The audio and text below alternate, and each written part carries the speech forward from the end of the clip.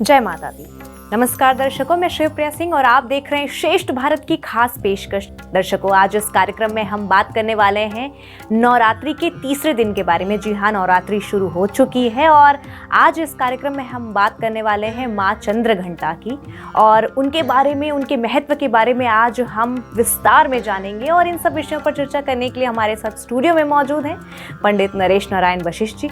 आपका बहुत बहुत स्वागत है पंडित जी हमारे इस कार्यक्रम में। नमस्कार। तो जैसे कि आज नवरात्रि का तीसरा दिन है, तो मैं चाहती हूँ कि आप हमारे दर्शकों को बताएं कि किस तरीके से माँ चंद्रघंटा की पूजा अर्चना की जाती है और किस तरीके से हमें उनकी पूजा अर्चना करने के साथ साथ किन बातों का हमें खास ख्याल रखना चाहिए। लेकिन उससे पहले मैं ये जानना चाहती हूँ कि इसका महत्व क्या है, माँ चंद्रघंटा की पूजा क्यों की जाती है।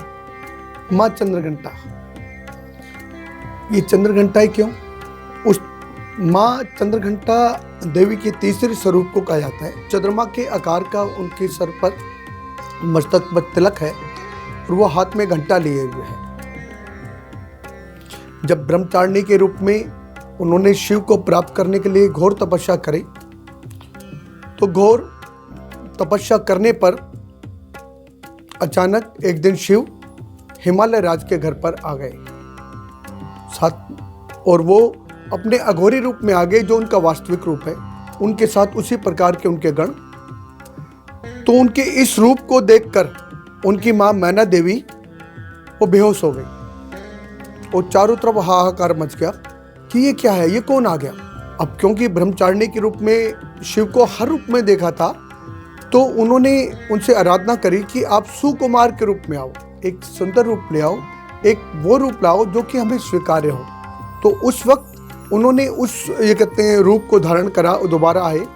लेकिन पहले की जो घटना घटी थी कि चारों तरफ हाहाकार मच गया था, तो उसको विस्मित करने के लिए, उसको बुलाने के लिए जोर जोर से घंटे घड़ियाल बजाने लगे। तो माँ के हाथ में घंटा आ गया। अब ये घंटे घड़ियाल बजाने लगे। याद है कोरोना के टाइम भी हमने घंटे घड़ियाल बजाए। बिल्कुल बिल्कुल। बुराई खत्म करनी है। जब जंगल में आप जाते हैं और आपको जानवर को भगाना होता है, तो जोर से आप ढोल ताशे घंटे बजाने लगते हैं, क्योंकि जब ये ध्वनि होती है तो बुराइयां दूर होती है। मंदिर में पंडित जी, पुजारी जी पूजा करते हैं, हाथ में घड़ियाल रखते हैं और आरती हाथ में होती है। तो घड़ियाल तो कोई भी बजा सकता है, वही क्यों बजा रहे हैं? कोई जीव है, कोई जानवर है, कोई नेगेटिविटी है, उस वक्त उसके आसपास नहीं आए। तो घंटी बजती है, घड़ियाल बजते हैं, सब कुछ बजता है, तो वो उनकी आरती करते हैं ताकि इस वक्त प्रभु की आराधना है, कोई बाधा नहीं होनी चाहिए। तो माँ चंद्रघंटा ने जब वो घंटा बजाया, तो पहले में जो घटना घटी थी, अघोरी रूप में जो शिव के उनको रूप को देखा था, वो सब उनके निकल गया और वो सुकुमार के रूप में आए और सुक रूप में स्वीकार हुए। तो वो माँ चंद्रघंटे कहलाई, जिसका चंद्रमा के समान तिलक है और हाथ में घंटा लिए हुए है, तो इसलिए माँ चंद्रघंटा कहलाई। माँ चंद्रघंटा की पूजा में शुक्र का महत्व है। जिन लोगों की कुंडली में ज्योतिषीय गणना के हिसाब से शुक्र की कमजोरी होती है, शुक्र कमजोर होता है, या जिनका शुक्र पीड़ित होता है, वो माँ चंद्रघंटा को अर्पित करें, घंटे घड़ियाल बजाकर उसको मनाएं और लाल रंग के पुष्प चढ़ाएं, लाल रंग के वस्त्र धारण करें। लाल रंग के वस्त्र से, लाल रंग के पुष्प से आप माँ चंद्रघंटा की पूजा करेंगे तो आप वो प्रसन्न होगी और वो आपके मनवांछित फल देगी। बुराइयां दूर होंगी, नेगेटिविटी खत्म होगी, सकारात्मकता आएगी। तो नेगेटिविटी को दूर करने के लिए, सकारात्मक को अपने पास लाने के लिए हम लोग घंटे घड़ियाल बजाते हैं और माँ चंद्रघंटा की पूजा करते हैं। जी, तो चंद्रघंटा माँ की जब हम पूजा अर्चना करते हैं, तो ऐसी कौन सी विशेष बातें हैं जिसका हमें खास रूप से ख्याल रखना चाहिए? तामस को दूर करो, अंधेरे को दूर करो। तमस, तमस का मतलब बुराई। तो तमसो माँ ज्योतिर्मय, अंधेरे से प्रकाश की ओर जाने का नाम शक्ति की आराधना है। जब आपने घंटे घड़ियाल बजाए तो समझ लो बुराइयां दूर हो रही हैं। बहुत विस्तृत जानकारी, लोगों ने मजाक उड़ाया, बातें बनाई। घंटे घड़ियाल पढ़ने से कोरोना थोड़ी आएगा, लेकिन खुशी आएगी, जीने की लालसा आएगी। आदमी उस कमरे में, उस बालकोनी में, उस घर में बैठे बैठे दुखी हो गया, परेशान हो गया, डिप्रेशन का शिकार हो गया। तो जब वो अपने छत पे जाकर घंटे घड़ियाल उत्सव मना रहा था, तो उसको एक नई एनर्जी की स्फूर्ति मिल रही थी और वो कह रहा था मैं इस राक्षस से लड़ूंगा, क्योंकि कोरोना भी तो राक्षस था। जी। तो हम उससे लड़े, उससे जीते। ये हमारी परंपराएं हैं, ये सनातन परंपराएं हैं।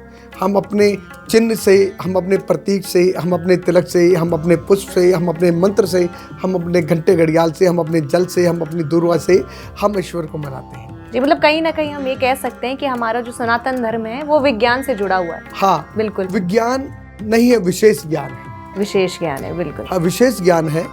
ये ज्ञान वो है, विज्ञान तो वो है जो कि आप ढूंढते हैं, ये तो ऑलरेडी है।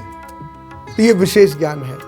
जब हम इस ज्ञान की प्राप्ति कर लेते हैं तो उसको कहते हैं, जैसे कोई आदमी बहुत अच्छी अच्छी बातें करता है कि भाई ये तो ज्ञानी हो गया, किसी और को क्यों नहीं बोलते?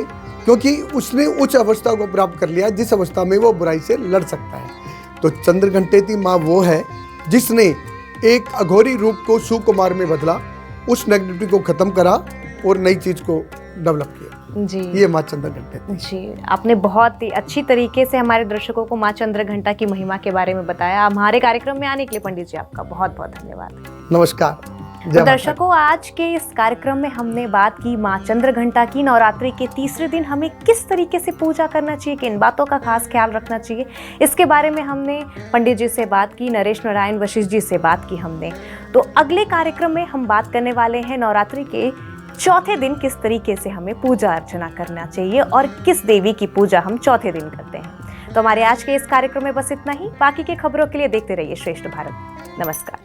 श्रेष्ठ भारत पर खबरों से जुड़े रहने के लिए चैनल को सब्सक्राइब करें, बेल आइकन दबाएं और देखते रहें श्रेष्ठ भारत।